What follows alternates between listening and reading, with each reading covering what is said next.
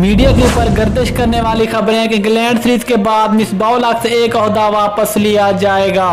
اور اس کی جگہ متبادل 2 نام زیر غور ہیں، شعیب اختر اور وسیم اکرم، جن کو چیف سلیکٹر کا عہدہ دیا جا سکتا ہے۔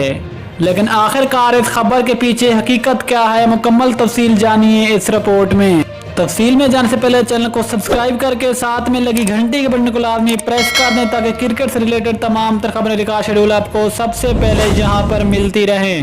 السلام علیکم دوستو، ویلکم ٹو حسین سپورٹس۔ آپ کو تفصیل سے آگاہ کرتے چلیں کہ آج کل سوشل میڈیا کے اوپر بہت سی خبریں چل رہی ہیں کہ مصباح الحق سے چیف سلیکٹر کا عہدہ واپس لیا جائے گا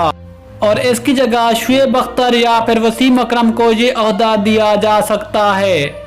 کیونکہ مصباح الحق کو شروع میں 3 عہدے دیے گئے تھے۔ چیف سلیکٹر کا عہدہ، ہیڈ کوچ اور بیٹنگ کوچ کا عہدہ دیا گیا،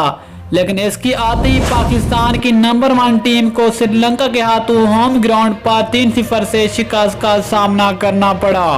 اور اس کے بعد آسٹریلیا میں ٹیسٹ میں بھی پاکستان کو 2-0 سے اور 20 میں بھی پاکستان کو 2-0 سے شکست کا منہ دیکھنا پڑا۔ لیکن اب دور انگلینڈ کے لیے مصباح الحق سے بیٹنگ کوچ کا عہدہ لیا گیا اور اس کی جگہ یونس خان کو بیٹنگ کوچ بنا دیا گیا،